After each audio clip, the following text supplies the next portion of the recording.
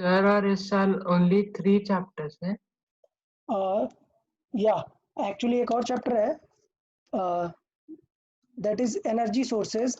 सो वो भी हम स्टडी करेंगे लास्ट में, पूरा थ्योरेटिकल है। सो उसमें ज़्यादा टेंशन नहीं लिखना, सिर्फ लर्निंग वाली ही बात है उसमें। एनर्जी सोर्सेज मतलब पेट्रोलियम, डीजल, ये सारे जो हाँ एनर्जी रिसोर्सेज हैं वो कैसे स्टडी करनी है। सर और इसमें जो थर्ड एक्सिस चैप्टर है भी बेटा, सर। लाइट। या सर और नेक्स्ट टेस्ट में क्या आएगा? बेटा नेक्स्ट टेस्ट में यार सिलेबस वैसे पूछने की जरूरत नहीं रहती, ये याद रखना है कि मंडे टेस्ट रहता है, जस्ट बिफोर मंडे जितना सिलेबस कंप्लीट हो जाता है वहां तक आता है, ठीक है। और हाँ, टेस्ट आपने देखा होगा कि टेस्ट 1 2 ऐसे सेपरेट है, फिर एक कंबाइंड टेस्ट है। ये याद रखना है कि जो सेपरेट टेस्ट है उसमें प्रीवियस टेस्ट का कुछ भी नहीं आएगा। सो टेस्ट 2 जो होगा उसमें 1 का कुछ भी नहीं आएगा, ओके। ओके बट सर, वो मतलब नहीं सर, मैं पूछ रहा हूँ कि यही चैप्टर आएगा या फिर आप नया चैप्टर करोगे? यार नया चैप्टर आएगा। हाँ ठीक है सर। आप थोड़ा सा लेट ज्वाइन हुए क्या? मैं सेकंड हाँ सर चैप्टर अभी हुआ।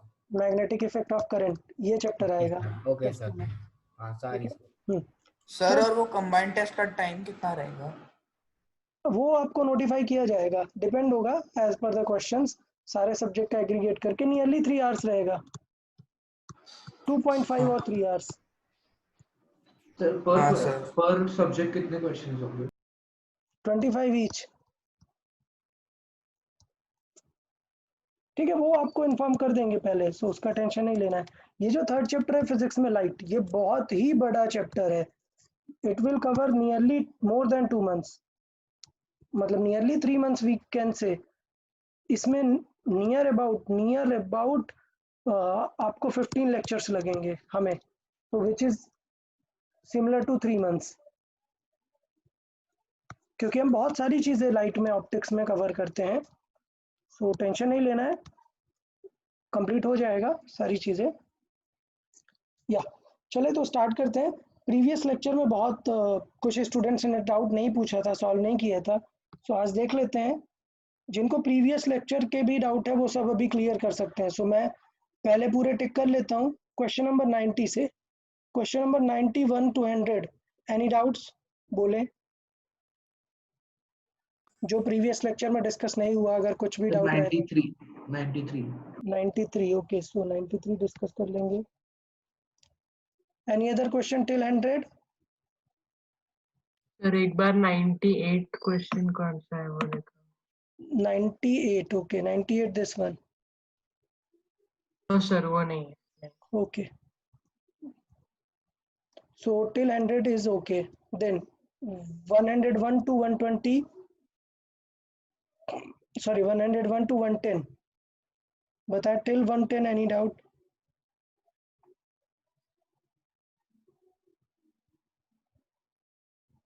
तो 110 मैं एक्सप्लेन कर दूंगा, ठीक है। नाउ 111 to 120 बताएं।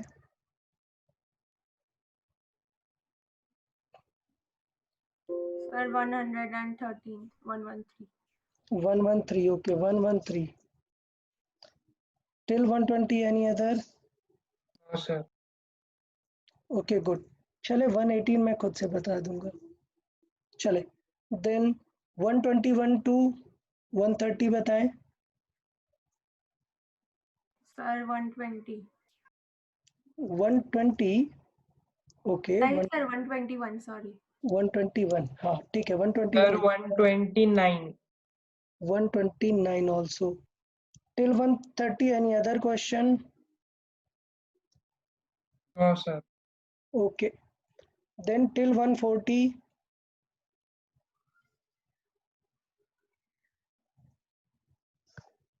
till 140 133 133 okay, 133 137 137 okay. सर तो यार 135 135 यार सब लोग को सॉल्व करना है। आई सी बहुत कम स्टूडेंट ही लगता है सॉल्व करते हैं प्रैक्टिस शीट। ऐसा नहीं करना है, प्रैक्टिस शीट्स आप सीखते हैं, बहुत सारे वैरायटी आपको सीखने को सर मिलता है। आपकी वॉइस क्रैक हो रही है। ओके ब्रेक हो रहा है I guess Yes, sir. connection from my side the speed is good I guess. Yes sir, ठीक आ रही है भैया के साइड Okay. पे कोई प्रॉब्लम। मेरा कोई Okay. तो प्रॉब्लम होगा सर फिर। No problem. So next till 140 is okay. From 37. 137 already marked. Good. Now 140 to 150. Sir 138 भी है।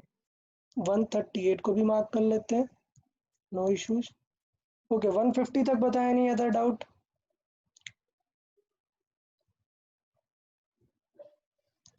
Till 150 any other doubt? Sir 140 के बाद सॉल्व नहीं है। सर 146 140 के बाद सॉल्व नहीं किया यार, ऐसा नहीं सर होना चाहिए। हाँ सर, और 145 भी। 145 भी ओके, 145 भी Yes, okay okay. Till 150 any other doubt? Okay, किसी स्टूडेंट ने, किसने 150 प्लस आगे सॉल्व किए हैं अपार्ट फ्रॉम 150? सर फिर बीच में से एक दो क्वेश्चन किए, यानी लास्ट के ऑलमोस्ट सभी किए, ओके लास्ट के किए लास्ट हैं। पेज के। ओके लास्ट पेज के एनी अदर डाउट बता दो, कुछ डाउट्स हैं तो। Okay this question 168 the same question was in test. So मैंने सब लोग ध्यान दें, मैंने टेस्ट पे ग्रुप पे टेस्ट पेपर का सॉल्यूशन पोस्ट कर दिया है, हाँ सर। वहाँ पे आप ये क्वेश्चन देख सकते हैं उसका सॉल्यूशन। ओके सो ये वाला क्वेश्चन मैंने लास्ट क्लास में डिस्कस कर दिया था, कैसे हम पैरेलल कॉम्बिनेशन कर सकते हैं। यहाँ पे फिर किरचॉफ रूल अप्लाई करना है, सो ऑलरेडी देख लेंगे, अगर टाइम मिलता है सो ये भी कुछ क्वेश्चन डिस्कस कर लेंगे। ये सारे क्वेश्चंस तो करंट के, ये आप लोग को पता ही होंगे, ये 166 किरचॉफ का थोड़ा सा, ठीक है। तो मैं मानता हूँ ये सारे आपको हो जाने चाहिए, फिर भी मैं एक बात में डिस्कस कर लूँगा अगर टाइम मिलता है तो। चलो स्टार्ट करते हैं, स्टार्टिंग जो डाउट्स हैं वहाँ से, क्वेश्चन नंबर 93 से। ओके देखें क्वेश्चन नंबर 93 देख लेते हैं, रीड करें। एक कैटल है जिसमें करंट हमें पता है, current is 4 and potential is 210। Now how much time it will take to for 1 kg of water boiling. I guess मैंने ये क्वेश्चन लास्ट टाइम बताया था कि हीट का फार्मूला आई गिवन है, वी गिवन, सो हमें यूज करना चाहिए वी आई टी वाला फार्मूला, और क्वेश्चन में हमसे टाइम पूछा है। अच्छा दूसरी बात है, वाटर बॉयल करना है तो हीट का एक और फार्मूला हमें पता होता है। हीट का एक और फार्मूला क्या है, अगर हमें वाटर बॉयल करना है, that is M S delta T. ठीक है, यहाँ पे डेल्टा टी मतलब टेम्परेचर चेंज है। Now we need this time, so we can divide this Vt in this equation. So the answer for the T will be ms delta T divided by Vi. Now just we need to put all these values. So m is 1, s की value question में given है, it is 42। देखो ये ग्राम joule पर KG में है, that's why मैंने m की वैल्यू किस में रखी है, केजी में रखी हुई है। So this is the reason why I kept this value in kg. Then delta T temperature change, so 20 degree से बॉयल करना है, बॉयल करना है मतलब 100 डिग्री में लेके जाना है। So how much is change, delta T अगर मैं यहाँ पे साइड में लिख दूं, so it is 100 degree Celsius minus 20 degree Celsius, this is our change. So it is 80 divided by V is 210 and current is 4। Solve कर देंगे, T की वैल्यू यहाँ पर आ जाएगी, ठीक है ओके।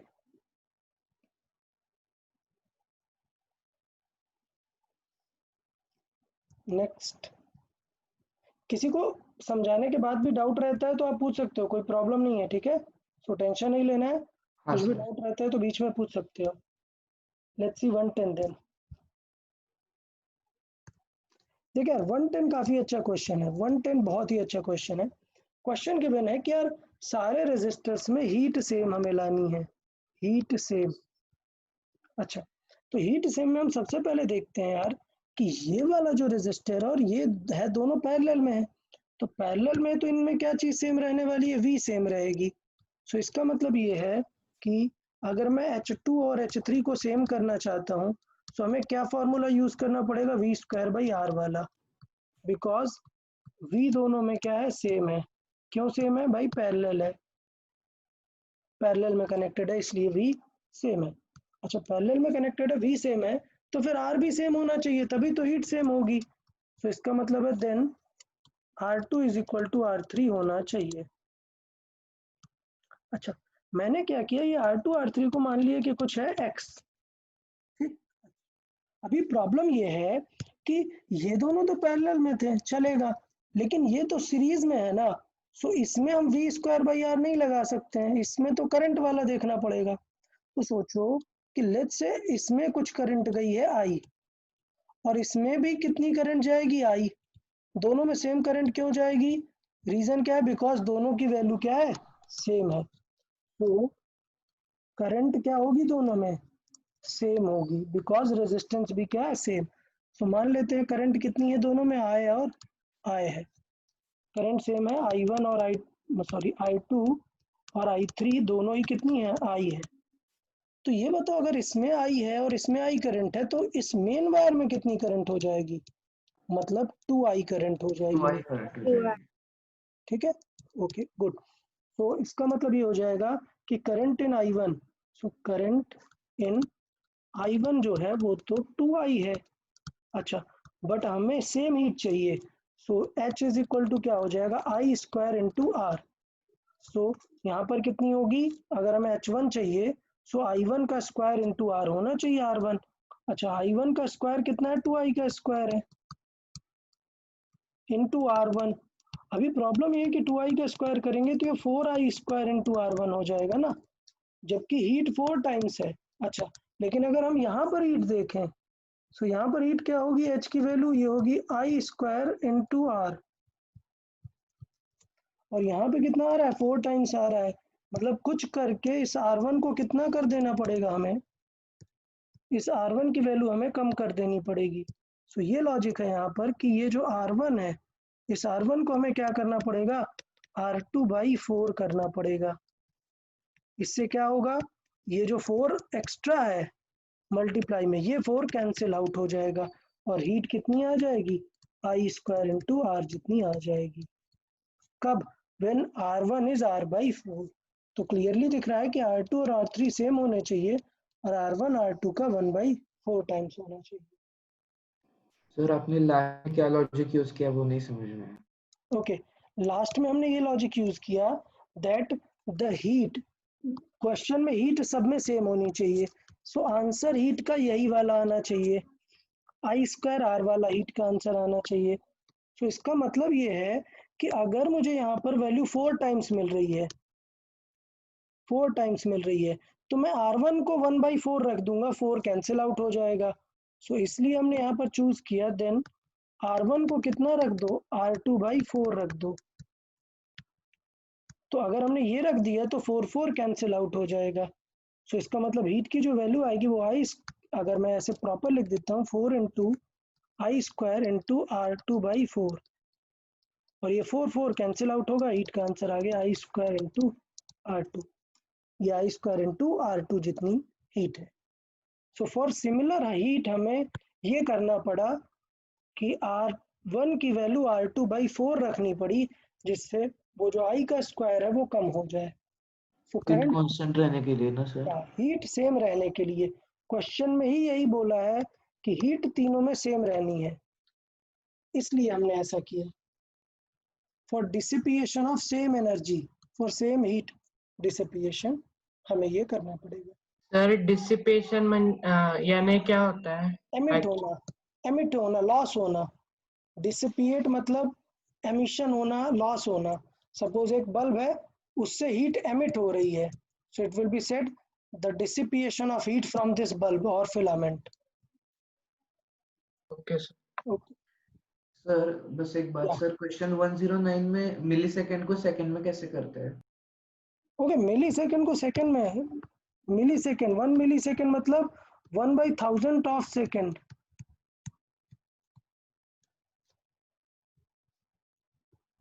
ठीक है, मिलीमीटर होता है ना mm, सो 10⁻³ करा देते हैं, मीटर में कन्वर्ट हो जाता है। हाँ sir.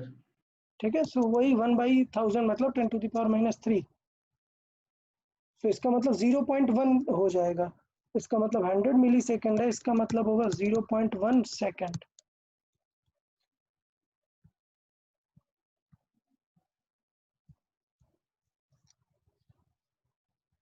Okay, so question number 118 देख लेते हैं। दिया हुआ है power dissipated across 8 ohm is 2 watt. ठीक है, सो 8 ओम की हमें पावर पता है, what is the power dissipated across 3, इसके अक्रॉस हमें चाहिए। तो अब देखो यार, लॉजिक देखना है यार फॉर्मूले में कि यार हमें करना क्या पड़ेगा, हमें इसके क्रॉस पता है power, so P is equal to, तो फील करो कि ये पूरा और ये दोनों पैरेलल में है, हाँ सर।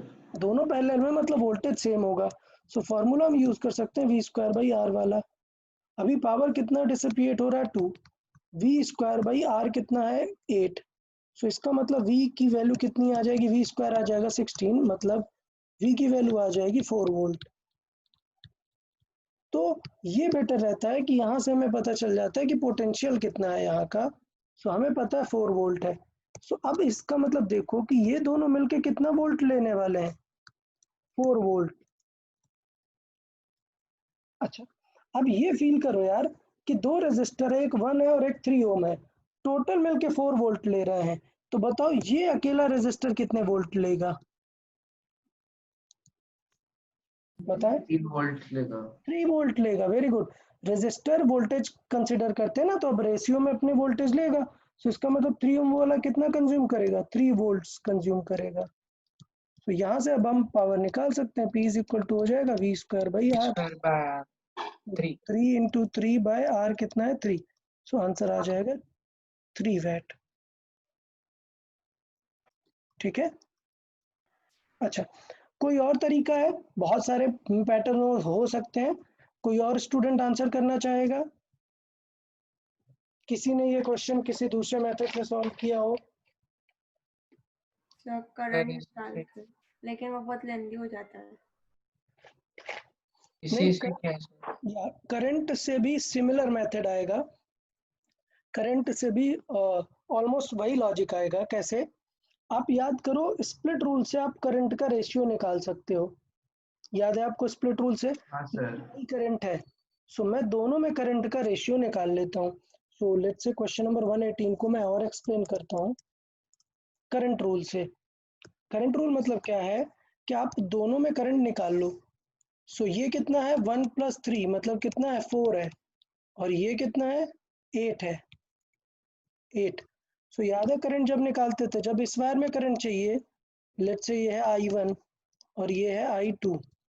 सो याद है I1 क्या था, I1 की वैल्यू क्या होती थी, वो होती थी R2 8/, R2 upon R1 plus R2 into total current है। Very good. अभी I2 चाहिए, सो वो हो जाएगा 4/4 + 8 इंटू I। तो अगर मैं रेशियो देखूं कि I1 I2 का रेशियो क्या आएगा, तो मुझे लगता है डायरेक्टली क्लियर आपको हो गया, दैट I1/I2 आने वाला है 8/4, दोनों को मैंने डिवाइड कर लिया, मतलब रेशियो क्या आएगा 2/1, ये हो गया। अब आपको I का रेशियो पता है और आपको हीट का रेशियो चाहिए था, ठीक है। सो यहाँ से निकाल सकते थे कि अगर I2 पता चल जाए तो I1 पता चल जाएगी, और I2 पता करने के लिए P का जो फॉर्मूला था हमने V²/R यूज किया था, वो मत करें, हम क्या यूज कर दें I2² R, यस। सो हमारा काम बन जाएगा। हीट कितनी थी 2 वैट हीट थी, सो P की वैल्यू 2 है, करंट हमें I2 चाहिए, इंटू R की वैल्यू है 8, सो 8 डिवाइड आ जाएगा, सो I2² की वैल्यू क्या आ जाएगी 1/2। 4, सो I2 की वैल्यू आ जाएगी 1/2। सो ये वैल्यू अब हम यहाँ पर रख देंगे, सो यहाँ से I1 की वैल्यू आ जाएगी हमारे पास। सो I1 की वैल्यू I2 की वैल्यू है 1/2, कैंसिल हो जाएगा, I1 की वैल्यू I1 की 1 आएगी। 1 आ गई।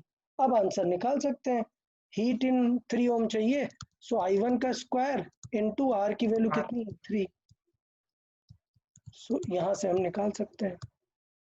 तो ये भी कर सकते हैं, बट थोड़ा सा लेंदी हो गया करंट से, क्योंकि स्प्लिट रूल से रेशियो निकालना पड़ा, फिर करंट की वैल्यू और फिर उसके अकॉर्डिंग, थोड़ा सा सर डायरेक्टली पोटेंशियल भी बेटर है। हाँ सर व्हाट इफ 1 ohm और 3 ohm की जगह पर रैंडम कोई दो रेजिस्टर होते तो फिर हम डायरेक्ट कंक्लूड कैसे करते 3 वोल्ट?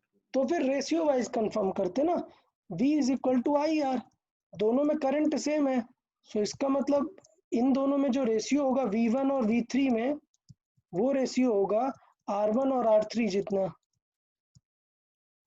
तो हमने ऐसे कंपेयर करके कर दिया। सोचो ये होता एक होता 2 ओम और एक होता 4 ओम, और वोल्टेज कितना था हमारा 4 वोल्ट था। 4 सो वोल्ट। ये रेशियो कितना है 1:2। सो 1:2 में दोनों लोग शेयर कर लेते हैं। सो 1:2 कैसे शेयर करते हैं, जो रेशियो है उसका डिवाइड कर देंगे। सो ये होगा 4/3, और 1 पार्ट रखेगा ये, मतलब 4/3 रखेगा ये, और 2 इंटू 4/3 रखेगा 8/3। ये। ठीक है, तो इस रेशियो में हम स्प्लिट कर देते हैं। सर या सर मतलब हम V is equal to I R से भी वो दोनों मतलब 1 और 3 ओम का कंबाइन पावर कंबाइन करंट निकाल सकते हैं, तो फिर सीरीज में तो करंट सेम ही जाता है ना, तो फिर स्प्लिट रूल लगाने की भी जरूरत नहीं पड़ती है। हाँ चलेगा। आपने फिर दोनों को मिक्स किया, ओके ठीक है। सो कुछ ऐसा आप सजेस्ट कर रहे हो, ये मेथड 1 था, ठीक है, जो हमने यहाँ पे डिस्कस किया। ये मेथड 2 था। आप इन दोनों को भी मिक्स कर सकते हैं, मतलब पहले मैंने हाफ पार्ट मेथड 1 फाइंड किया, V फाइंड किया। अब हमें पता है कि इन दोनों का V तो 4 ही है। सो फिर अब आप करंट निकाल दो V is equal to I R से, और फिर आप सॉल्व कर दें। तो उस केस में फिर हमें स्प्लिट रूल नहीं लगाना पड़ेगा। सो कोई भी मेथड कर सकते हैं, ऐसा कुछ नहीं है। पहले आप V निकाल दो, उसके बाद I निकाल दो, या फिर हमने स्प्लिट रूल से I निकाल दिया। सो जैसे भी आप निकाल सकते हो चलेगा, ठीक है। सो यहाँ पे अगर आपको चाहिए था I इज इक्वल टू हो जाता V/R। V था 4 वोल्ट, R ऊपर वाली ब्रांच का 4 है, करंट आ जाता 1। सो ऑफ कोर्स ऐसे भी कर सकते थे। फिर उससे फिर डायरेक्टली मिल जाता ना हमसे। हाँ, उससे डायरेक्टली मिल जाता, उससे फिर ये वाला लॉजिक लगाने की जरूरत नहीं होती। हाँ तो बेसिकली वो स्प्लिट रूल की जगह पर हमने मिक्स करके चीजें सॉल्व कर दी हैं। तो ये इसीलिए तो हम बोलते हैं कि प्रैक्टिस शीट से डिस्कशन करना इम्पोर्टेंट रहता है। इससे आप लोग को और बेटर आइडिया रहेगा कि किस क्वेश्चन में हम क्या क्या लॉजिक यूज कर सकते हैं। ओके नेक्स्ट करते हैं। या सर टेस्ट में क्वेश्चन था अपोजिशन वाला कोई सीरीज। हाँ, तो उसमें अपोजिशन का मतलब होता है एक बैटरी अगर सीधी लगी हुई है, सो दूसरी बैटरी अगर आपने सीधी लगा दी 10 वोल्ट 10 वोल्ट, सो आंसर कितना आ जाएगा 20 वोल्ट, बिकॉज सीरीज में है। लेकिन अगर आपने उल्टा अपोजिशन मतलब उल्टा लगा दिया, सो 10 और 10 कैंसिल होके क्या आ Zero. जाएगा 0। 0। तो सी ऑप्शन करेक्ट है उस क्वेश्चन का। ओके ओके नेक्स्ट 118 हो गया, 121 देख लेते हैं। ओके सो सर उसमें आपने बोला था कि टाइम नहीं दिया है। हाँ इनकम्प्लीट है थोड़ा सा। क्वेश्चन नंबर 121 इनकम्प्लीट है, सो मैं इसे कंप्लीट करता हूँ। पहला क्वेश्चन है कि a battery is charged with this and current is this, ठीक, but the battery is discharged with this supply and this. So इसमें एक चीज मिसिंग है, डिस्चार्ज किस वोल्टेज पे किया है, मतलब उसे चार्ज तो 15 वोल्ट से किया है, बट डिस्चार्ज करने में कितना वोल्ट हमने कंज्यूम किया है, तो वो हमें थोड़ा सा यूज करना पड़ेगा। तो ये मैं क्वेश्चन को लेट से कंप्लीट करता हूँ कि ऑन डिस्चार्ज पोटेंशियल जो था वो थोड़ा सा कम कर देते हैं, लेट से V मान लेते हैं 14 वोल्ट। ओके सो 14 वोल्ट मान लेते हैं और उसके अकॉर्डिंग हम सॉल्व कर देंगे टर्मिनल एफिशिएंसी कितनी होगी। सो हमें पता है कि एफिशिएंसी जो हो जाएगी वो हो जाएगी output over input. So output over input, output होगा कि डिस्चार्ज कितना हो रहा है। अच्छा एनर्जी कैसे निकाल सकते हैं, जो एनर्जी है वो हमें पता है VIT, क्लियर, सारे यूनिट सेम रहने चाहिए। सो आउटपुट वोल्टेज कितना है 14 वोल्ट, आउटपुट करंट कितनी है 5, टाइम कितना है 15 आवर, और इनपुट कितना है 15 वोल्ट, करंट कितनी है 10 एम्पियर, इनटू टाइम कितना है 8 आवर्स। सो ये हो गया हमारा एफिशिएंसी। सो थोड़ा सा सर सॉल्व, 15 15 कैंसिल, 5 2 और 2 परसेंटेज निकालना है ना। 17। ओके सो 100 का मल्टीप्लाई कर देते हैं, परसेंट निकालना है। 175/2 आता है। ये हो जाएगा 7/8 इंटू 100। सॉल्व कर देंगे, जो भी परसेंटेज आएगा वो वैल्यू हो जाएगी हमारी आंसर। तो 87। ये थोड़ा इनकम्प्लीट था, बट हम अगर एज्यूम कर ले बिकॉज क्वेश्चन में दिया होगा तो उसके अकॉर्डिंग हम सॉल्व कर देंगे जो भी आउटपुट वोल्टेज होगा। बाकी सबको समझ में आया ये फॉर्मूले को कैसे यूज किया हमने एच निकालने सर में? मीन टर्मिनल एफिशिएंसी मतलब टर्मिनल एफिशिएंसी का मतलब ये है कि जब हम चार्ज करेंगे तो इसे हमने 15 वोल्ट से चार्ज किया तो बैटरी कितने वोल्ट की बन गई है? 15 वोल्ट। बट जब ये करंट देगी तो 15 वोल्ट नहीं देगी ना टर्मिनल में, याद है ना, यहाँ पे इंटरनल में हाँ लॉस सर होगा। सो थोड़ा लेट लॉस से 1 वोल्ट का लॉस हो गया है। सो ये मैंने क्वेश्चन में देना चाहिए, या फिर आपको इंटरनल रेजिस्टेंस दे दे। सो आप आई स्क्वायर आर करके निकाल लोगे कि कितनी हीट लॉस हो रही है। समझ आया? हाँ सर। तो हमें इंटरनल रेजिस्टेंस नहीं दिया, इसलिए हमें इसे देना चाहिए था कि आउटपुट वोल्टेज कितना है। ओके,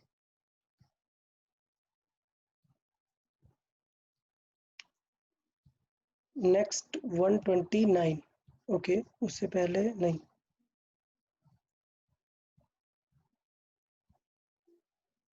सर 122 भी कीजिए एक बार। 122। ओके, 122 भी देख लेते हैं। Two resistor when connected in parallel across a cell negligible internal resistance consumes 4 times the power they would consume if they are connected in series. So देखो पैरेलल में 4 टाइम्स पावर कंज्यूम कर रहा है।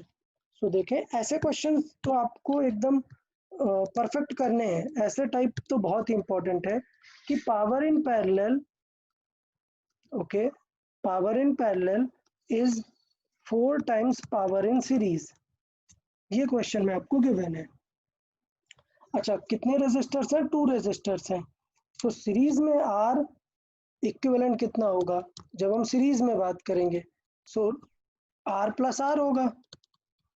अच्छा, आर की value है 5, सो कितना हो जाएगा? 10। अच्छा, आर इक्विवेलेंट जब वो पैरेलल में होगा तब क्या होगा? सो पैरेलल में आर बाई 2 आएगा, सो विच इज 5/2।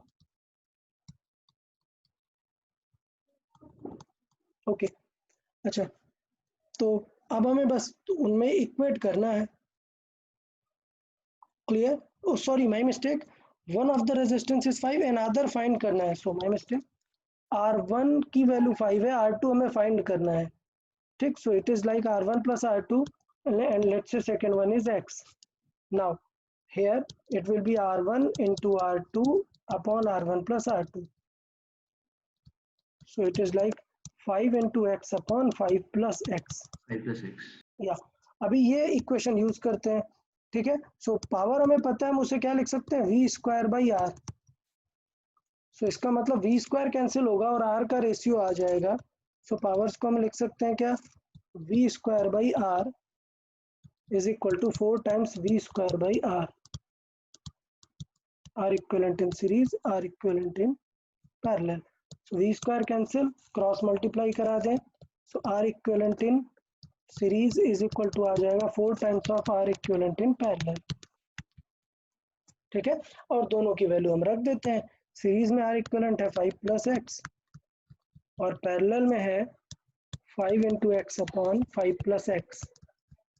क्रॉस मल्टीप्लाई करो, सॉल्व कर दें, इक्वेशन सॉल्व कर दें, x की क्वाड्रेटिक इक्वेशन पे हमें वैल्यू मिल जाएंगी यहाँ से।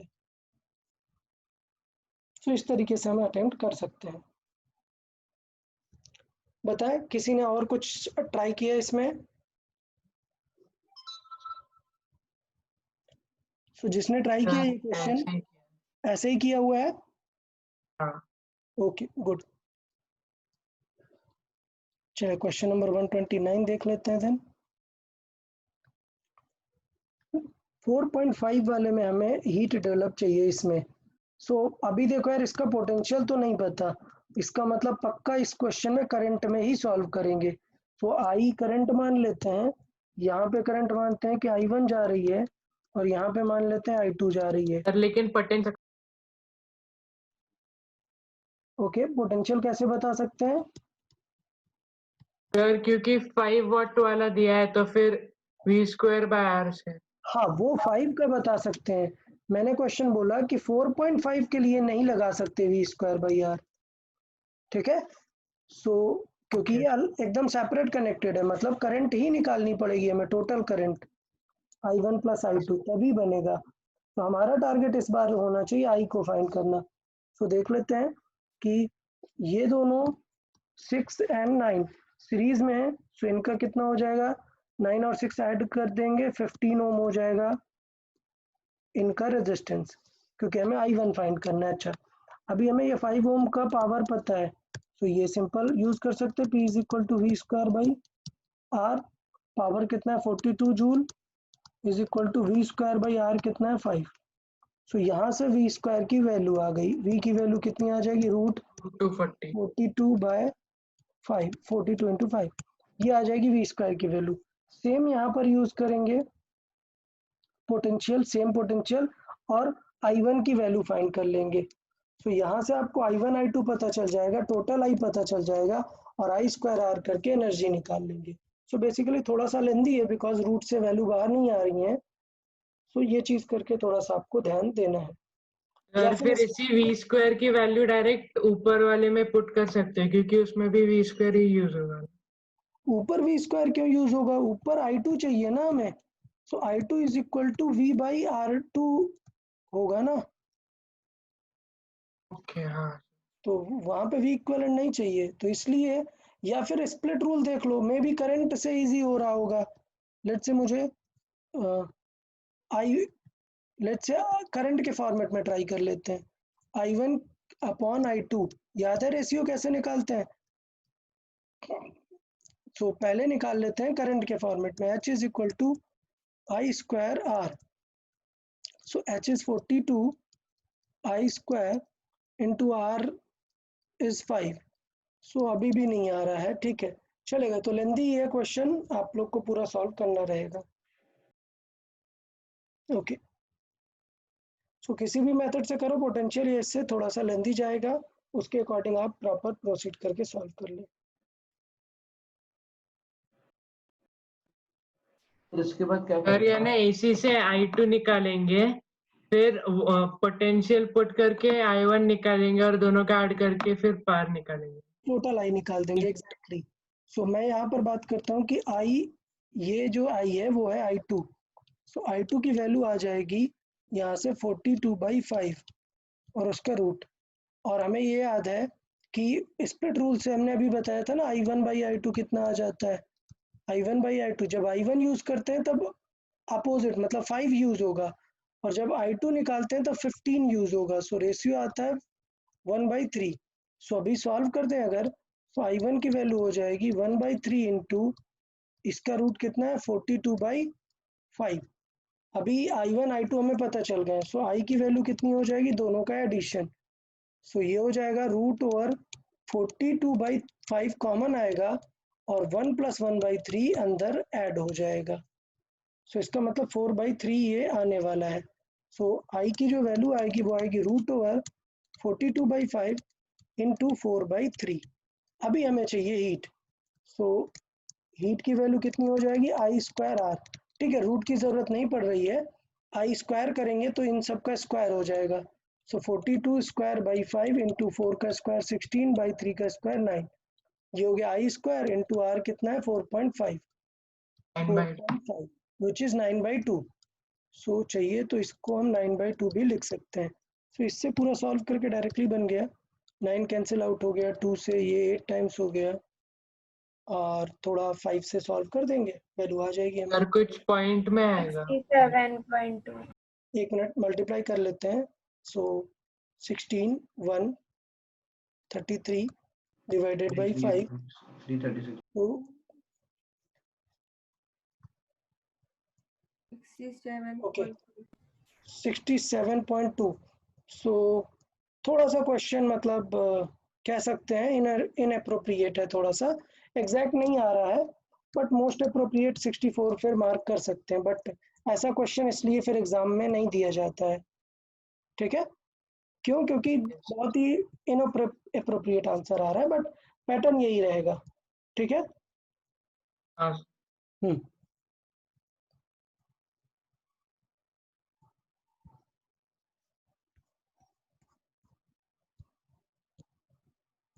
ओके 113 देखते हैं।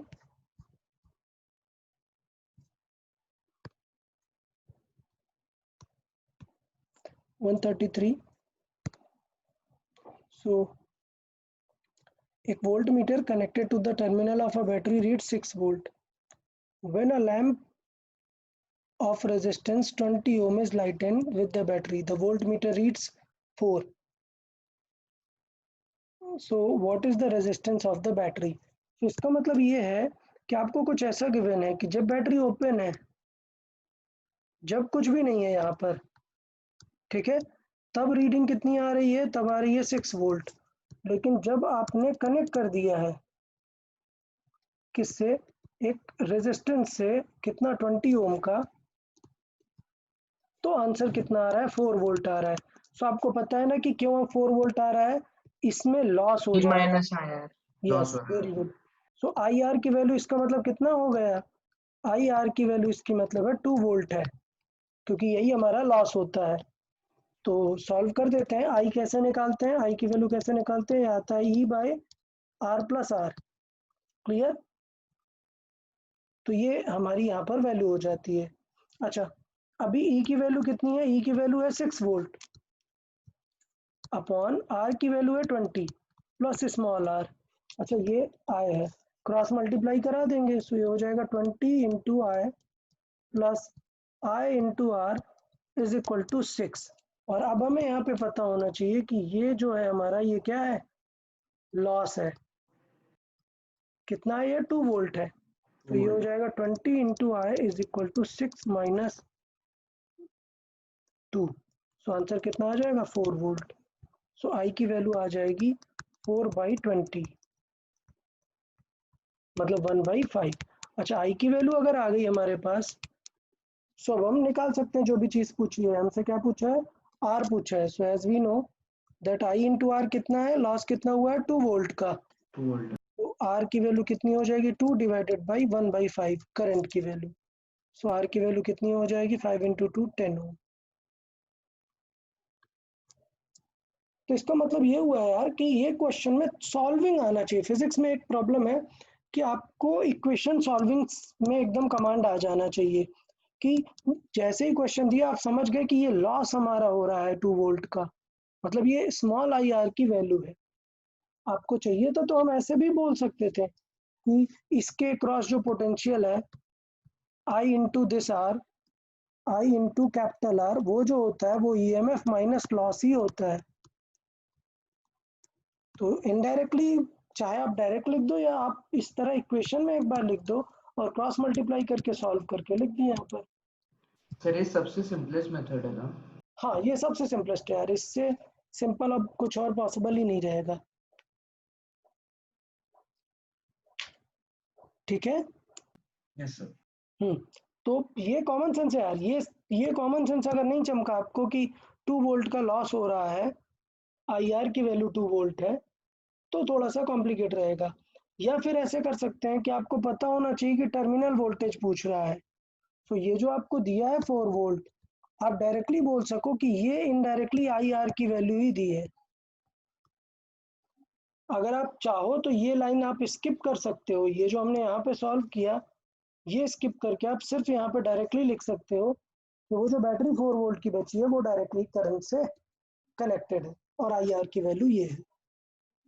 चाहिए तो मैं एक एग्जांपल देता हूँ यार, इसमें आप लोग ट्राई करोगे हाँ सर। यहाँ पे, ठीक हाँ है। सर। ओके ओके ओके, तो मैं एक एग्जांपल देता हूँ आपको कि find internal resistance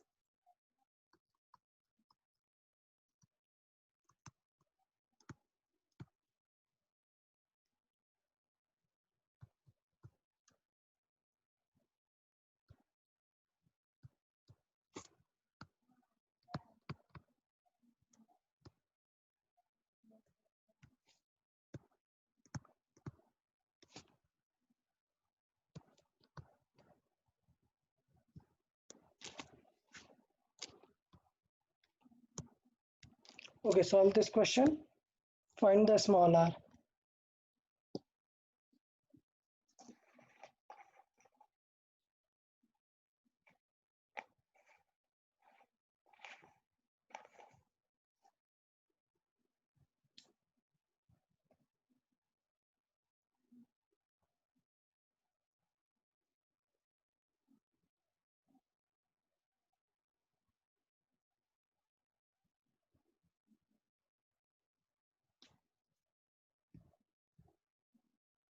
sir chat में भेजा।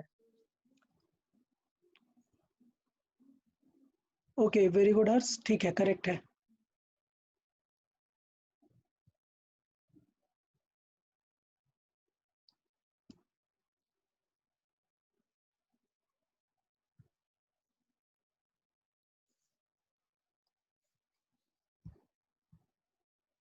वेरी गुड तन्मय, करेक्ट है।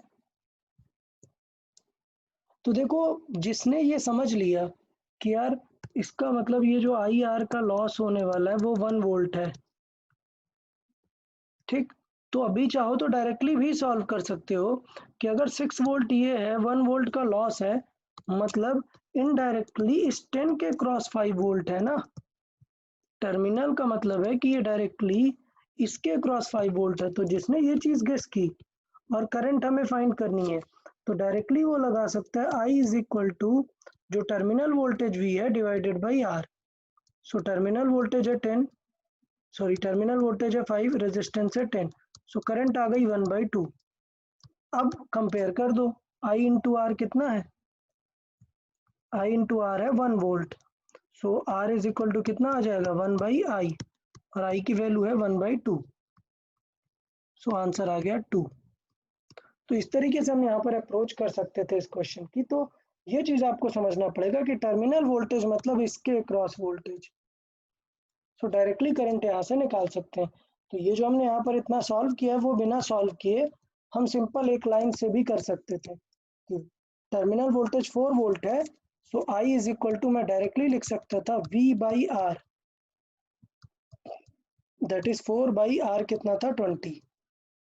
यहाँ से भी क्वेश्चन सॉल्व कर सकते हैं। तो ये जो सिमिलर क्वेश्चन था 113 हम डायरेक्ट यहाँ से सॉल्व कर सकते हैं इस लाइन से।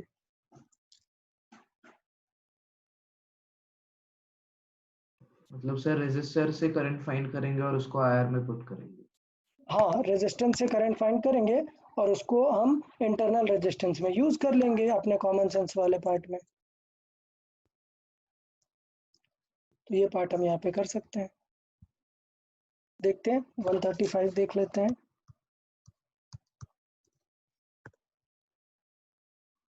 135 में दिया हुआ है कि n सेल्स हैं, EMF E है, इंटरनल रेजिस्टेंस R है, joined in parallel and the combination is joined to an external R, the value of current।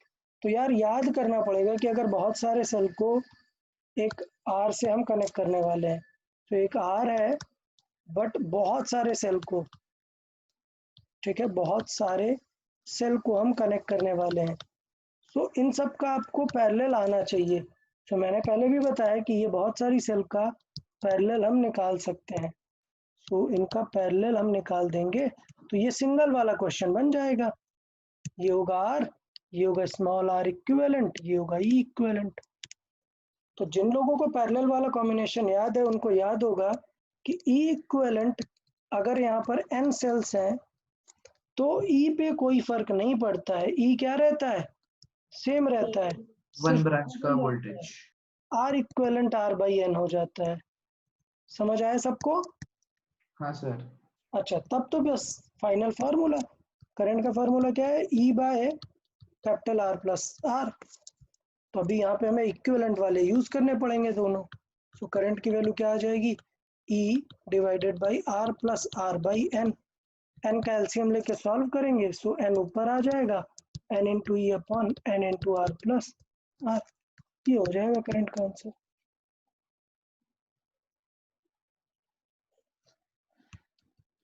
Okay, तो समझ आया यार सबको 135? Yes sir. हाँ sir. Okay good. So next discuss कर लेते हैं 137। 137 में क्या पूछ रहा है, रीड करते हैं।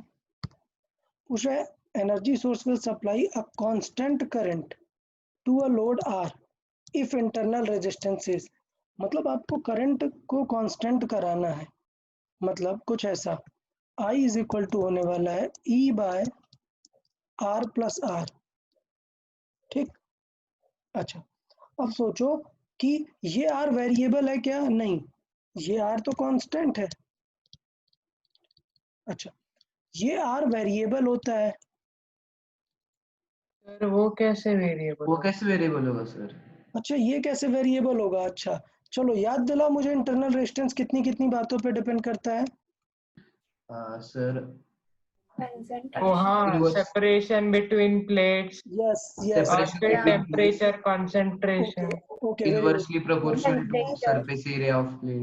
समझा। मैं सारी चीजें रिकॉल कराने का ट्राई करता हूँ। नंबर 1, डिस्टेंस के प्रोपोर्शनल, ज़्यादा डिस्टेंस मतलब ज़्यादा होगा इंटरनल रेजिस्टेंस, बट हम डिस्टेंस बदल देंगे क्या, नहीं बदल पाएंगे।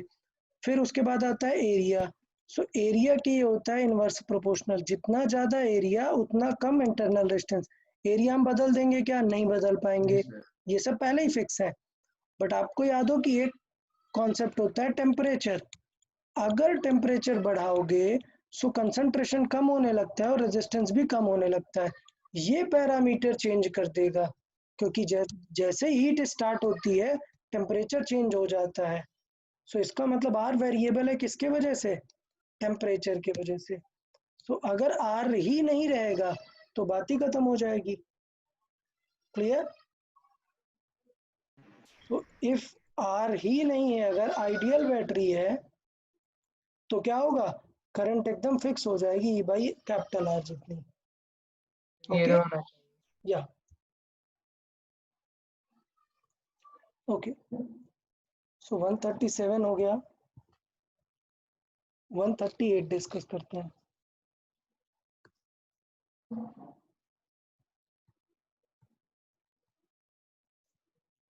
देखें, अब इसमें पूरा एकदम अच्छे से करते हैं। Internal resistance of a cell of EMF 9 volt की बैटरी है और 0.5 है इंटरनल रेजिस्टेंस।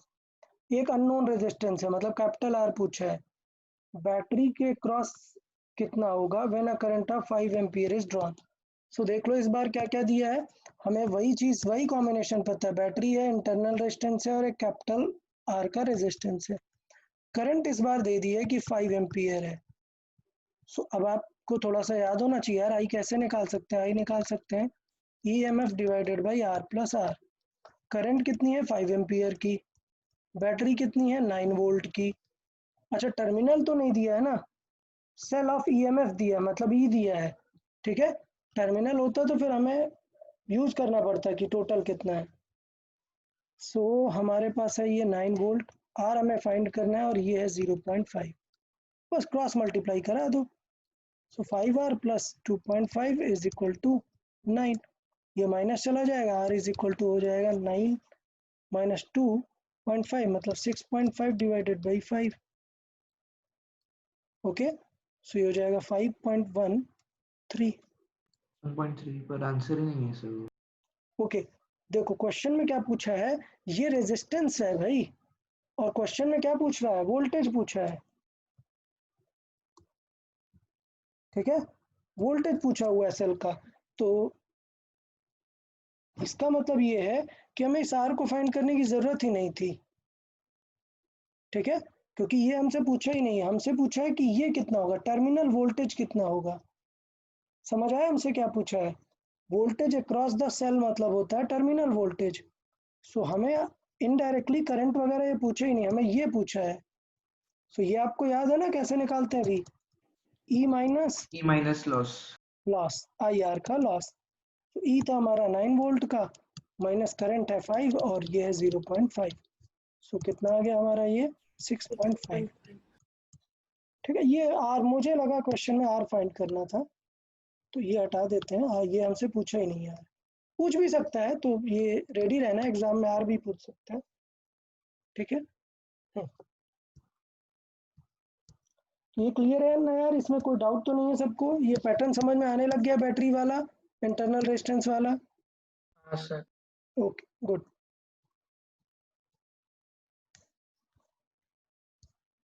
ओके सो 145 देख लेते हैं।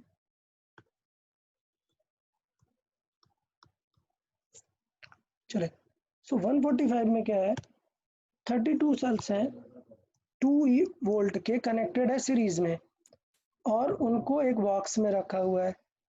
Extremely it is found that the EMF combination, तो उनका कॉम्बिनेशन का 56 वोल्ट है। कैसे सेल कनेक्टेड है? तो यार एक चीज हमें ये देखनी पड़ेगी कि 2 वोल्ट का ईएमएफ है, ठीक है, तो कंफर्म ये है कि 56 वोल्ट चाहिए। तो आपको पता होगा कि पैरेलल में तो वोल्टेज नहीं बढ़ेगा, सीरीज में बढ़ता है सिर्फ वोल्टेज। तो इसका मतलब ये है, नहीं सॉरी माय मिस्टेक, क्वेश्चन पूछा रिवर्स में कितने लगे हैं, how many cells are in reverse. तो देखो अगर मैं 32 को प्लस में लगा दूं इंटू 2 तो कितना आंसर आएगा, 64 वोल्ट। तो फिर 4 उल्टे होने चाहिए। तो 4 उल्टे होने चाहिए। अब देखना यहाँ पर डाउट क्या है, आप समझे, अगर मैं 4 को रिवर्स लगा दूं, 4 इन रिवर्स, तो देखना कैसे आपका आंसर गलत हो जाएगा। अगर 4 इन रिवर्स होगा तो स्ट्रेट कितने बचेंगे, स्ट्रेट 28 बचेंगे 28। सो 28 इंटू 2 कितना हुआ, 56, और माइनस आप उल्टे वाले 4 करोगे, 4 इंटू 2, सो कितना आएगा, 48 वोल्ट आएगा ना।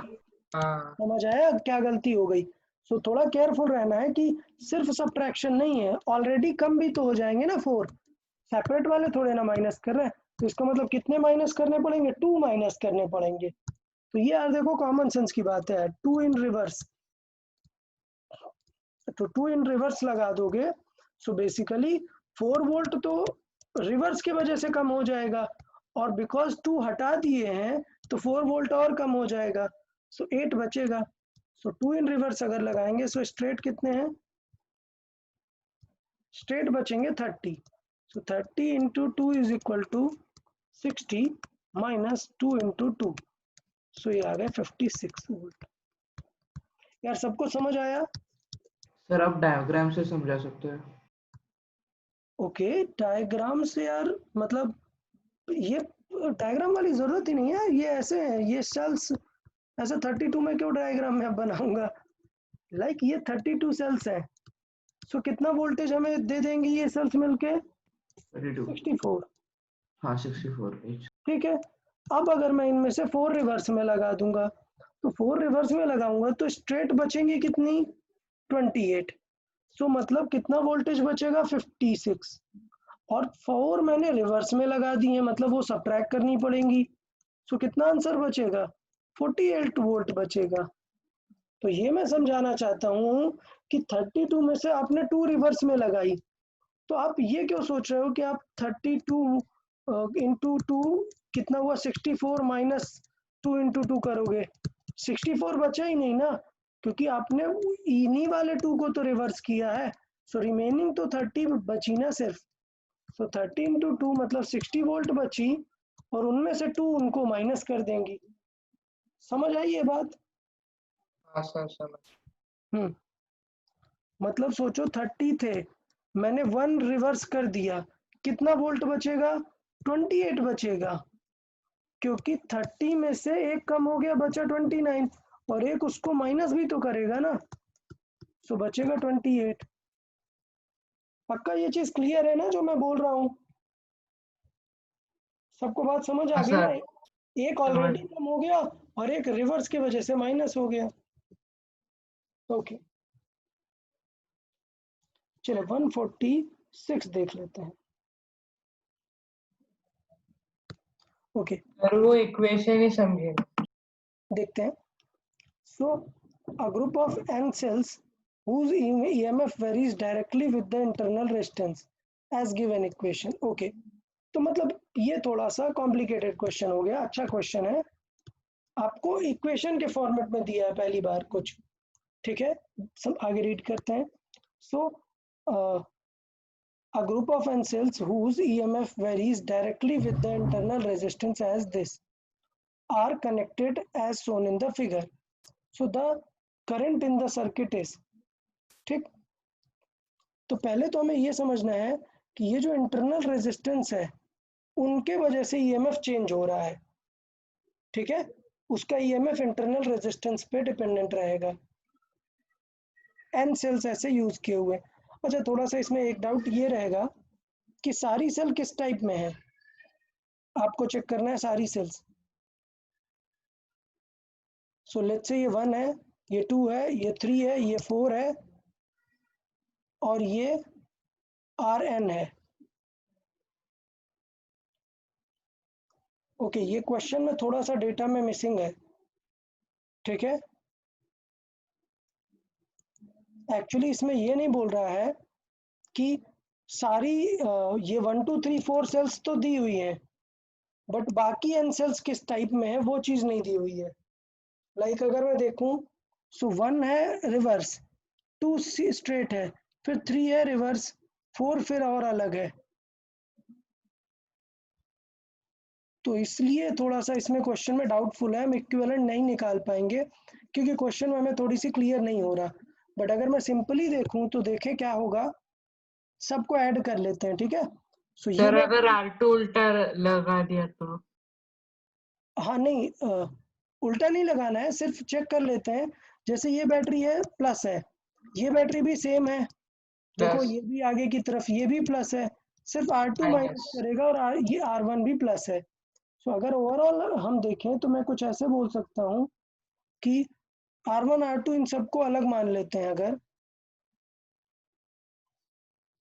तो ये सिचुएशन होगी कि क्वेश्चन में थोड़ा सा गलत है यार ये, मतलब R2 को उल्टा नहीं देना चाहिए। इसका मतलब क्या है कि सिर्फ R2 ही उल्टा है, बाकी सारे स्ट्रेट है। ये चीज़ थोड़ा सा हमें मान के चलना पड़ेगा। तो ये क्वेश्चन थोड़ा सा क्लियर नहीं है कि सारी चीज़ें ऐड करनी है या सारी सबट्रैक्ट करनी है। ठीक है, तो चलो मैं मान लेता हूँ इसको कि सारी चीज़ें लेट्स से ऐड करनी है। पहले मैं मान लेता हूँ कि R2 ऐसा नहीं है, मैं मान रहा हूँ कि लेट्स से R2 भी इस तरीके का है। सो मतलब सारी बैटरी क्या होंगी, ऐड हो रही होंगी, मतलब R इक्विवेलेंट कितना हो जाएगा, n टाइम्स ऑफ R हो जाएगा, और EMF भी कितना हो जाएगा, n टाइम्स ऑफ E हो जाएगा। ठीक है, बट क्वेश्चन में गिवन है कि जो EMF है it is 1.5 times of R। Sir वो EN क्या है? EN ये नेम किसी नेम के अकॉर्डिंग वो हो सकता है, जैसे दिया हुआ group of N cells whose EMF varies directly with the internal resistance as given this, मतलब इसका इंटरनल रेजिस्टेंस के साथ EMF इस तरीके से वेरी हो रहा है। तो ये सिचुएशन यहाँ पर हमें इस वैल्यू को फाइंड करने के लिए दिया हुआ है। तो इसका मतलब ये मान सकते हैं यार कि ये बैटरी एकदम अलग है और ये 3 बैटरीज एकदम अलग है, सेपरेट है, तो फिर हमें क्वेश्चन जम सकता है। अदरवाइज एक बार देखना पड़ेगा कि ये क्वेश्चन में फॉल्ट क्या आ रही सर है। फिर इसमें 1.5 आएगा ना, क्योंकि 1.5 बाय R, तो फिर 1.5 आएगा करंट। हाँ, मतलब करंट अगर देखें तो स्ट्रेट इसमें 1.5 ही हो जाएगा क्योंकि दोनों वैल्यू कैंसिल आउट हो जाएंगी ना। अगर यहाँ पर E बाई आर एन देखें, ठीक है, I, बट एक्चुअली में तो पूरा होता है ना, तो एक्चुअल में अगर देखें I हमें चाहिए, सो होता है E टोटल ओवर क्या होता है R टोटल। ठीक है, मतलब R इक्विवेलेंट टाइप। तो देखो यहाँ पर कितनी कितनी बैटरीज हैं, यहाँ पर एक ये है बैटरी, 3 बैटरी सपोर्ट कर रही है और एक अपोज कर रही है। मतलब मैं ऐसे मान सकता हूँ कि EN है प्लस 2 बैटरीज हैं जो सपोर्ट 3 बैटरीज हैं जो सपोर्ट कर रही हैं और एक बैटरी अपोज कर रही है। ठीक, अपॉन रेजिस्टेंस तो देखो सबका ऐड होने वाला है, सो Rn भी ऐड होगा प्लस और 4 बैटरीज के रेजिस्टेंस भी ऐड होंगे 4R। ठीक, तो अगर एक्चुअली लेकिन वो तो ऐसे पैटर्न ही जा रहा है ना, 1 2 3 4 फिर N तक, ऐसा है ना। हाँ वही मैं बोल रहा हूँ कि क्वेश्चन में एक चीज ये डाउटफुल पॉइंट ये दिया हुआ है कि R2 को गलत बना दिया है, इस वजह से हमें लग रहा है कि ऐसा कुछ सिनेरियो होगा। ये मैं बता रहा हूँ एज पर द क्वेश्चन। ये वाला तो क्वेश्चन अगर मतलब गिवन है तो क्या होगा, अगर तो ऐसा मतलब क्वेश्चन गिवन क्वेश्चन है, में ही R2 रॉन्ग गिवन है। हाँ R2 रॉन्ग गिवन है क्वेश्चन में। ओके अगर क्वेश्चन को हम बदलें, मतलब क्वेश्चन को हम एक्चुअल की तरह कर ले, तो फिर हमारा काम काफी इजी हो जाएगा। ठीक है, तो अगर मैं क्वेश्चन में इसमें करूं, क्वेश्चन को ही मैं बदल दूं कि यार ये R2 सेम है, तो मतलब एकदम सिंपल क्वेश्चन बन जाएगा क्या, कि कोई भी अदर R तो है नहीं, other R, so I is equal to हो जाएगा E by E equivalent by R equivalent plus capital R।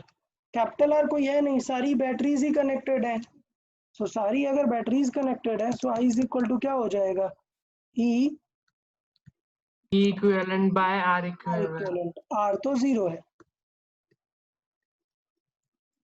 ठीक है, R हमारा 0 है, सो इसके अकॉर्डिंग E की वैल्यू कितनी है, 1.5 R है, सो ये है 1.5 R divided by R, so R cancel, I की वैल्यू आ जाएगी 1.5।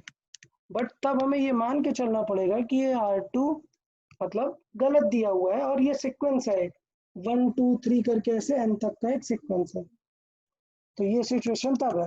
अगर ऐसा नहीं है तो फिर हमें ये 1 को माइनस करना पड़ेगा यहाँ पे। सर एक्चुअली आंसर की अभी मैंने देखा तो हाँ। 1.5 जा रहा है, वो करेक्ट दिया है, यानी उनका R2 गलती से मिसप्रिंट हो गया होगा। ओके ओके, आंसर डी दिया हुआ है, हाँ okay then it is fine. हाँ ठीक है, तो फिर हम चेंजेस कर लेंगे, R2 का साइन उल्टा हमें मान लेना है बस, सो ये थोड़ा सा प्रॉब्लम है, चलेगा, ओके गुड, ठीक है, ओके नेक्स्ट। हाँ 146 150 के बाद से आपने किए नहीं है, सॉल्व नहीं किए हैं, सो मैं कुछ क्वेश्चन खुद से ही पिक कर लेता हूँ। सर मुझे 150 फर्स्ट में डाउट है, 150। 151, ओके 151 है यार, एक अच्छा क्वेश्चन है, इसे हम स्टार मार्क करके आप लोग नोट्स में भी कहीं पे ऐड कर लेना जहाँ पे आपने सेल्फ नोट्स बनाई हैं, कि ये जो सिचुएशन होती है, अगर कभी इस क्वेश्चन में पूछे कि ये जो R है इसे हम अगर चेंज करेंगे तो देखो करंट चेंज होती जाएगी, ठीक है, हमें पता है I बदलती जाएगी जैसे हम R को चेंज करेंगे, I की वैल्यू क्या हो जाती है, E by R plus R। तो इसका मतलब अगर कभी क्वेश्चन पूछे मैक्सिमम पावर हमें चाहिए, मैक्सिमम पावर विड्रॉ करनी है, सो मैक्सिमम पावर विड्रॉ तब होती है when this capital R is equal to small r, जब बैटरी के इंटरनल रेजिस्टेंस जितना आउटर रेजिस्टेंस हम रख देते हैं तो उस समय पावर मैक्सिमम सप्लाई होती है। सो P की अगर वैल्यू हमें सॉल्व करने को बोल दे, यस, अगर R की वैल्यू स्मॉल r से कम होगी तो डिफरेंट रहेगी पावर, कम रहेगी, ठीक है, सर लेकिन कम कैसे होगी, R तो छोटा हो गया ना, तो फिर V स्क्वायर ज्यादा, V स्क्वायर बाय R ज्यादा बड़ा हो जाएगा। नहीं, तब करंट भी बदल जाएगी ना।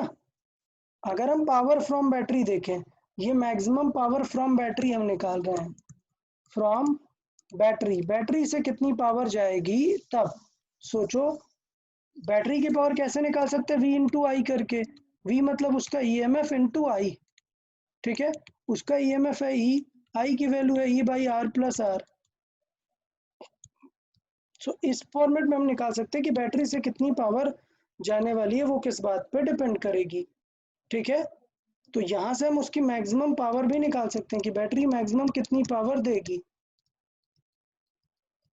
और ये जो रिजल्ट आया हुआ है ये हमारा किस फॉर्मेट से आया हुआ है, इसका ये ग्राफ होता है पावर, आउटपुट पावर का और कैपिटल R की वैल्यू का जो ग्राफ होता है वो इस तरह का होता है, जब कैपिटल R की वैल्यू स्मॉल r जितनी होती है तो पावर मैक्सिमम होती है, अगर उससे कम होगा, लेट्स से यहाँ पर कहीं पर है तो पावर कम होगी, और अगर उससे ज़्यादा होगा तब भी पावर कम होगी। सो ये टाइप ऑफ ग्राफ बताता है कि पावर मैक्सिमम सिर्फ एक ही स्पेसिफिक वैल्यू के लिए आती है, that is equal to R. उससे कम में भी पावर कम होगी, उससे ज्यादा में भी पावर ज्यादा होगी, सॉरी कम होगी।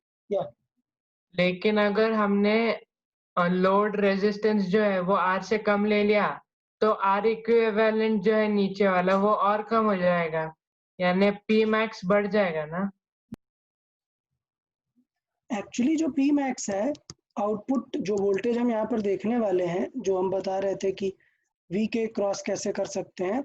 सो अगर हमें आउटपुट पावर चाहिए, पी आउटपुट, सो आउटपुट किसके क्रॉस है? रेजिस्टर के क्रॉस, मतलब आई स्क्वायर आर।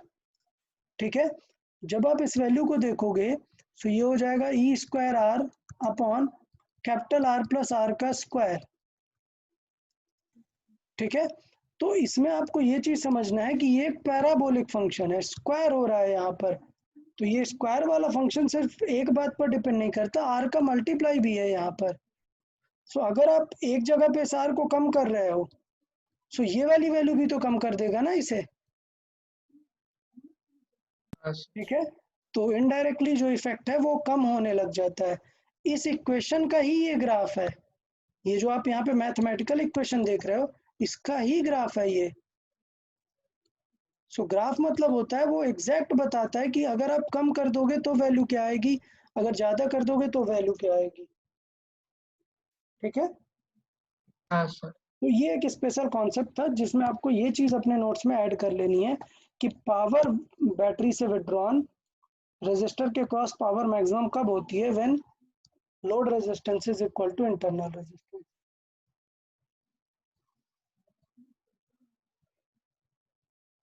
ओके, फिर कुछ तो फिर परसेंटेज एक बार। फिर क्या है? When it derives maximum power, what is the efficiency of a source. So efficiency of a source चाहिए ना, सो पी इनपुट मैक्सिमम देख लो और आउटपुट मैक्सिमम देख लो। समझ आया?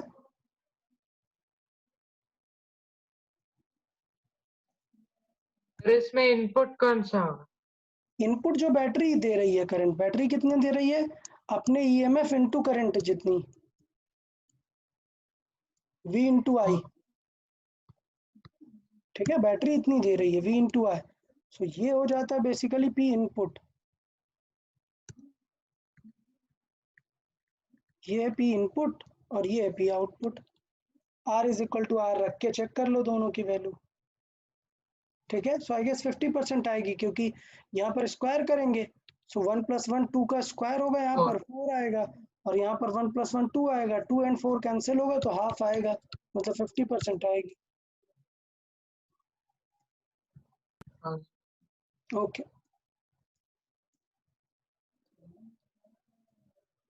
कुछ क्वेश्चन मैंने कहा था खुद से देख लेते हैं। सो लेट्स से 160 वाला है, ऐसे क्वेश्चन हमने काफ़ी सारे डिस्कस किए हुए हैं कि स्टार्ट कर लेते हैं। अगर ये 5 एम्पियर करंट आ रही है इस वायर पे 3, सो इस जंक्शन से दो इनपुट करंट है 5 और 3 8, सो इसका मतलब इस वायर पे 8 एम्पियर ही जाएगी। अच्छा, यहाँ से एक और 1 एम्पियर आ गई, सो 8 एम्पियर यहाँ से, 1 इधर से, मतलब पी पे कितनी आएगी? 9 एम्पियर करंट आएगी। अच्छा, 9 एम्पियर में 3 एम्पियर इधर निकल गई तो बची कितनी? 6 एम्पियर यहाँ पर। तो ये किरचॉफ फर्स्ट लॉ का लॉजिक है, हम देख सकते हैं। मैंने ऐसे एक दो क्वेश्चन मैंने भी करवा दिए थे।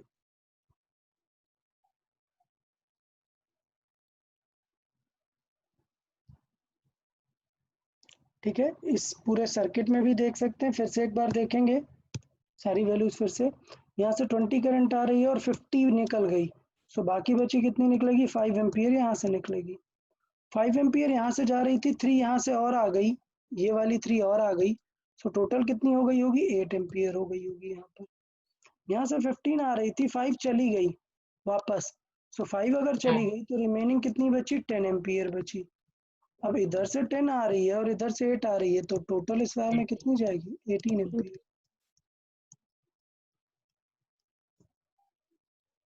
तो इस तरीके से कर लेना है आपको किरचॉफ फर्स्ट लॉ, तो काफ़ी इजी है। मैं प्रेफर करूंगा किरचॉफ सेकंड लॉ का एक क्वेश्चन आप लोग को बता देता हूँ।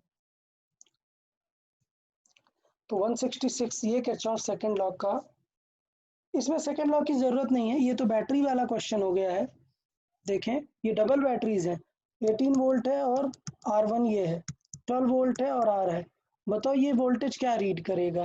तो ये वोल्टेज रीड करेगा इनका इक्विवेलेंट, हाँ इन बैटरीज का जो इक्विवेलेंट आएगा और जो लेकिन वो टर्मिनल वोल्टेज का इक्विवेलेंट रीड करेगा ना? यस टर्मिनल वोल्टेज रीड करेगा वो,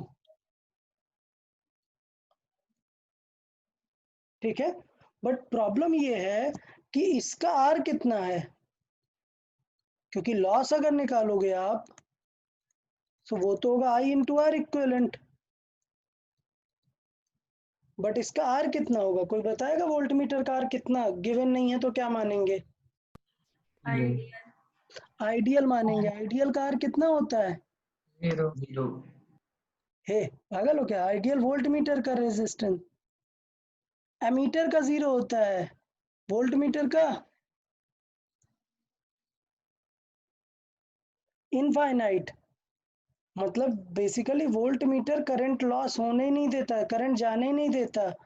सो अगर वोल्ट मीटर आइडियल है तो लॉस भी क्या होगा?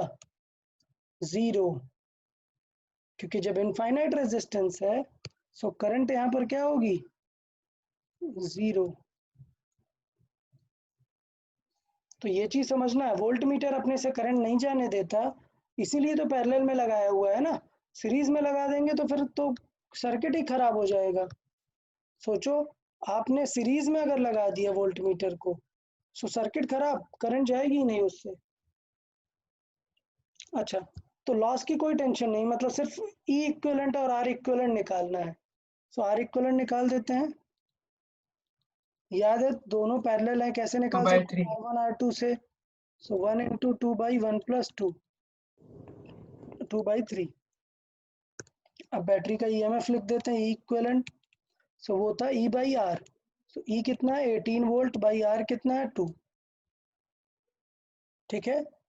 प्लस सिमिलर मैनर में है, देखो सिमिलर मैनर में इसलिए प्लस, अगर अपोजिट होता तो माइनस करते। 12/1 ये हुआ into R into equal 2/3 into 2/3।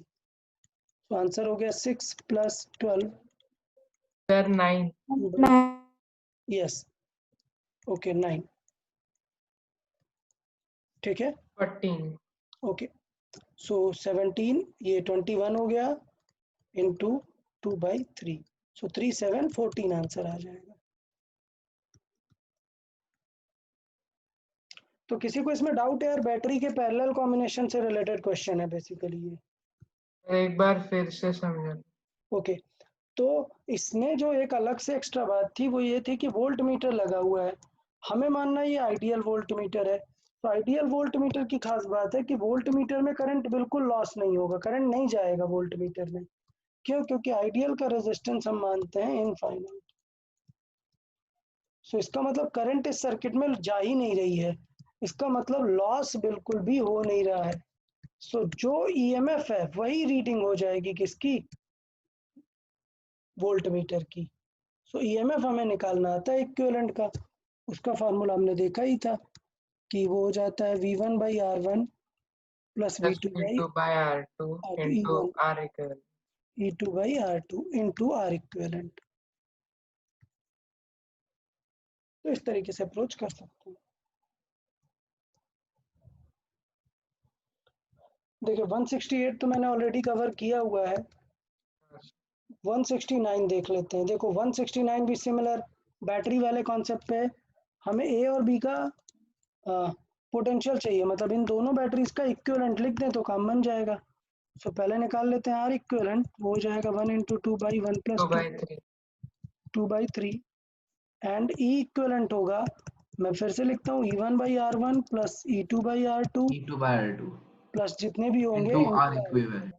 अच्छा अगर ये बैटरी उल्टा लगी होती तो फिर यहाँ पे माइनस यूज करते हैं। सो ये हो जाएगा 6/1 plus 3/2 into R equivalent is 2/3। So solve करेंगे तो ये हो जाएगा 7.5 into 2/3, so it will be 5 volt. So इस तरीके से सॉल्व कर सकते हैं। तो ये पैटर्न हमारा यहाँ पे हो जाता है। तो अभी अभी मैं एक क्वेश्चन किरचॉफ से आपके लिए सॉल्व कर देता हूँ। सो क्वेश्चन नंबर 170 मैं सॉल्व कर देता हूँ, जिससे आपको एक और आइडिया हो जाए फिर से कि किरचॉफ पे कैसे अप्लाई करना है। सो फिर आप 168 फिर से आप लोग ट्राई करना। नोट्स में मैंने सॉल्व किया है, जो मैंने वीडियो सोल्यूशन डाला है ग्रुप पे उस पर भी सॉल्व किया हुआ है। आप एक बार पहले सेल्फ से प्रैक्टिस करना, अगर कुछ डाउट आता है तो फिर आप वो वीडियो एक बार रिवाइज कर लेना। तो मैं और आपने 170 ग्रुप पे अपलोड नहीं किया मुझे लगता है। जस्ट अभी डाला हुआ है, ठीक है? नहीं सर, किया है आपने अपलोड। अभी पोस्ट किया हुआ है ग्रुप पे। हाँ, ओके सर। ओके। अच्छा, तो ये क्वेश्चन मैं देख लेता हूँ और मैं चाहता हूँ आप लोग भी साथ साथ में सॉल्व करें, तो इसको टाइम देते हैं। बट इसको सॉल्व करने से पहले पूछ लेते हैं यार, अभी किसी का और कोई डाउट हो तो बता दो पहले। ये लास्ट क्वेश्चन रहेगा हमारा आज का, टाइम लगेगा इस क्वेश्चन में। तो इसके पहले किसी के कुछ डाउट है तो अभी बता दो। Before 170 any other doubt? Sir या सर मतलब वर्कशीट से डाउट नहीं है, एक ऐसे ही मतलब क्वेश्चन है कि सर चलेगा। जब हम फोन को फुल चार्ज कर देते हैं, लेकिन अगर हम उसे थोड़े मतलब लाइक 2-3 आवर्स के लिए यूज नहीं करते, फिर भी बैटरी 98 या 97 हो जाती है, वैसा क्यों? मतलब बैटरी में लॉस क्यों हो जाता है? ओके, पॉइंट ये रहता है कि किसी भी सिस्टम की बात करें, किसी भी सिस्टम की, इवन कोई सा भी सिस्टम रहे, मोबाइल का है, ठीक है? अगर हम बात करें तो आपको देख के लग रहा है कि आपने मोबाइल को लॉक कर दिया है, बट बैकग्राउंड में सारी चीजें चलती रहती हैं, ठीक है? सो इसका मतलब ये है कि वो जो आपका सिस्टम है, मोबाइल है या कोई भी डिवाइस है, वो एनर्जी कंज्यूम करती ही रहती है। क्लियर? क्योंकि उसका सर्किट कंप्लीट है। तो इवन ये कुछ ऐसा हो रहा है कि बैटरी है और एक उसका इंटरनल रेजिस्टेंस है, और लेट्स से ये आपका मोबाइल है, यहाँ पर मोबाइल का सर्किट है। तो लेट्स से मोबाइल ने बोल दिया है कि यार हमें कुछ भी रिक्वायरमेंट नहीं है, मतलब कोई भी रेजिस्टेंस एक्टिव नहीं है, सो करंट एकदम वापस आ जा रही है, कुछ भी करंट की रिक्वायरमेंट यूज नहीं हो रही है, बट मोबाइल आपका ऑन है। इसका मतलब करंट तो वो बैटरी फ्लो करा रही है, सो इंटरनल रेजिस्टेंस में लॉस होता ही रहता है। तो एक लॉस यहाँ पर ये हो रहा है, नंबर 1। नंबर 2, पैरेलली ऐसा नहीं है कि मोबाइल आपका डेड है, एक्टिव तो है ना मोबाइल, तो वो कंटिन्यूअसली बैटरी कंज्यूम करता रहेगा। सो सबसे ज्यादा लीस्ट बैटरी होगी अगर आप टर्न ऑफ कर दें, अगर आप एकदम स्विच ऑफ कर दें मोबाइल को।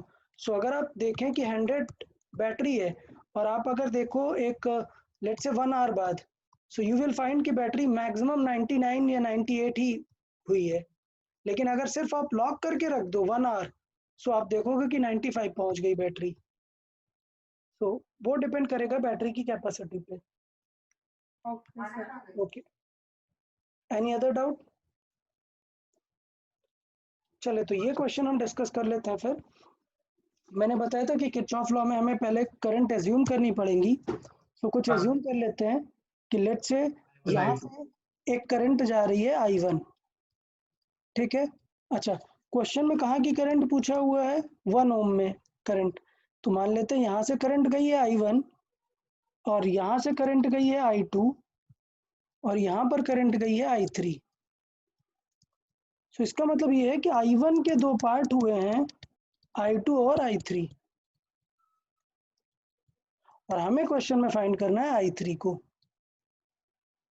अच्छा, ऐसे क्वेश्चन का एक और रूल रहता है, बट वो हम अभी नहीं डिस्कस करते हैं, अभी के लिए हम सिर्फ किरचॉफ डिस्कस करते हैं। बाद में आगे कुछ शॉर्ट ट्रिक भी होती है नोडल एनालिसिस करके, उससे हम ये क्वेश्चन और जल्दी कर सकते हैं, बट अभी के लिए हम किरचॉफ वाला पहले देखेंगे। तो ये वाला लूप नंबर 1 है, ये लूप नंबर 2 है, ठीक है? लूप 1 और लूप 2 में हम सॉल्व करते हैं। तो लूप 1 देखते हैं पहले। हमें डिसाइड करना पड़ेगा कि हम क्लॉकवाइज जाएंगे या एंटी क्लॉकवाइज। तो चलो हम मूव करते हैं anti clockwise. So let's say 1 में हम मूव कर रहे हैं anti clockwise. Okay, so anti clockwise में देखो I1 की डायरेक्शन में है 2, तो इसका मतलब क्या होगा? -2 इंटू I1। अच्छा, फिर ये 1 ओम का होगा, ये किसकी डायरेक्शन में? I3 की डायरेक्शन में है, तो प्लस यूज करेंगे। सो 2 इंटू दिस, यस नहीं सर, वही डाउट था कि माइनस हो गया। प्लस रहेगा, 1 इंटू I3 हो जाएगा। ओके, फिर देखें I1, I1 तो इस तरीके से चल रही है ना पूरे इसमें, और हम I1 की डायरेक्शन में भी चल रहे हैं, सो इसका मतलब ये जो होगा 3 वाला भी प्लस होगा, सो 3 इंटू I1। फिर बैटरी का कौन सा टर्मिनल मिलेगा, नेगेटिव पहले मिलेगा, so minus is equal to 0। तो इसे सॉल्व करें, ये हो गया 5I1 plus I3 is equal to 9। ये हुआ हमारा इक्वेशन नंबर 1। लूप 2 पे सॉल्व कर दें। सर I1 को उसमें सॉल्व करना पड़ेगा। हाँ ओके सॉरी, I1 को I2 और I3 में कन्वर्ट करना पड़ेगा अभी हमें। सो I1 को हम I2 और I3 में convert, 5I2 plus 6I3 is equal to I2 plus 6I3 is equal to so it will be 5I2 plus 6I3 is equal to 9। very good yaar, so this is first equation our। okay, so loop 1 complete हुआ, loop 2 try कर लेते हैं। Okay loop 2 में भी हम इसी तरीके से एंटी क्लॉकवाइज मूव करते हैं। सो पहले हमें बैटरी का नेगेटिव मिलेगा, मतलब -6 वोल्ट मिलेगा, -6 plus 3 प्लस 3 I2 I2 मिलेगा। फिर 1 पे देखो I3 के हम opposite -1 -1 into I3 I3 is equal to 0। तो इसे थोड़ा सा करेक्ट कर लिया, it will be 3I2 minus I3 is equal to 6। ये हुई हमारी सेकंड इक्वेशन। अब हमें इन दोनों इक्वेशन से सॉल्व करना है, I3 को सॉल्व करना है, I2 को एलिमिनेट करना है। तो एलिमिनेट करने का बेस्ट मेथड होगा कि फर्स्ट इक्वेशन में 3 का मल्टीप्लाई कर दें, ठीक है, एंड सेकंड इक्वेशन में 5 का मल्टीप्लाई कर दो। तो I2 जो होगा वो इक्वेशन में बैलेंस हो जाएगा। तो देखें इक्वेशन क्या होगी, जब मैं फर्स्ट इक्वेशन में 3 का मल्टीप्लाई करूंगा, so it will be 15I2 plus 18I3 is equal to, और उससे इजी पड़ेगा कि हम सेकंड इक्वेशन में ही 6 कर दे मल्टीप्लाई, यानी उससे I3 कट हो जाएगा। चलेगा नो प्रॉब्लम, बट हमें क्वेश्चन में I3 आंसर करना है ना, इसलिए मैं I2 कट करने का ट्राई कर रहा हूँ। ओके ओके ओके, तो एक बार में ही हमारा I3 आ जाए ऐसा हम ट्राई कर रहे हैं। तो फिर हमने मल्टीप्लाई किया 5 सेकंड इक्वेशन में 5 का, सो 3 इंटू 15I2 माइनस 5I3 30। ये हुआ हमारा नई इक्वेशन, सेकंड डैश बोल सकते हैं या लेट्स से फर्स्ट डैश। अब दोनों को क्या करना है, हमें सब्ट्रैक्ट करना होगा, जिससे I2 कैंसिल हो जाए। सब्ट्रैक्ट करने में साइन चेंज कर देते हैं, सो ये कैंसिल आउट हुआ, 18 और 5 ऐड हो जाएगा, सो ये हो जाएगा 23I3 इज इक्वल टू, ये माइनस हो जाएगा, रिमेनिंग आएगा -3। ठीक है, सो इसका मतलब I3 की वैल्यू आएगी, वो आएगी -3/23। अच्छा, इसे हम नियरली सॉल्व कर सकते हैं, तो इसकी वैल्यू पूरी सॉल्व कर देंगे, ये वैल्यू आ जाएगी -0.13। ओके, क्योंकि ऑप्शन में ये दिख रहा है एक बार डिवाइड जाएगा, सो रिमेनिंग आएगा 7, सो 70, और 70 में 3 टाइम्स डिवाइड आ जाएगा 23 का, सो 0.13 ऑनवर्ड्स रहेगा। अभी डायरेक्शन देखो नेगेटिव है, नेगेटिव का मतलब है opposite to the assumed. So negative का मतलब होता है अपोजिट टू द एज्यूम्ड। तो जो हमने एज्यूम किया उसका अपोजिट, हमने एज्यूम क्या किया है, P टू Q, तो इसका मतलब आंसर क्या होगा, Q टू P। तो करेक्ट आंसर होगा ये वाला। ठीक है, एज्यूम्ड हम यहाँ पे लिख देते हैं, एज्यूम्ड हमने क्या किया था, एज्यूम्ड था P टू Q, और नेगेटिव आ गया, इसका मतलब Q टू P रहेगा। तो इस तरीके से हम ये चीज़ें डिस्कस कर सकते हैं।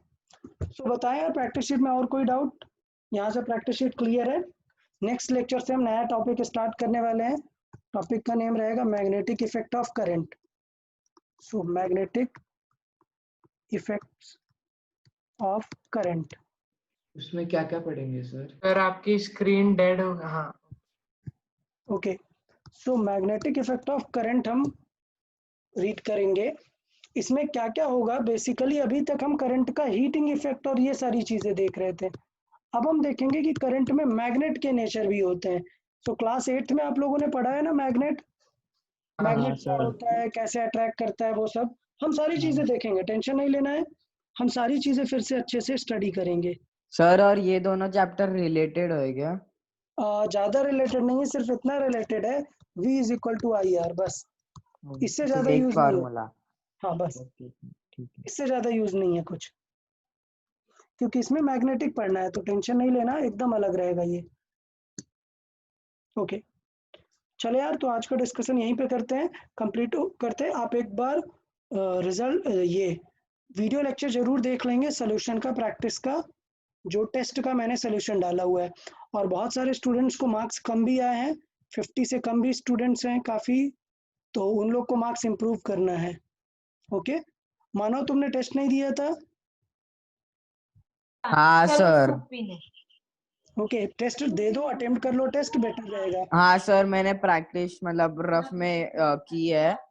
ओके रफ में नहीं हाँ। करना चाहिए था, आप ओके सर। कर सकते थे, ठीक है। ओ ओके ठीक चलेगा, नो प्रॉब्लम। ठीक ओके है everyone, sir. Bye bye then, bye bye sir, thank you sir, bye bye sir.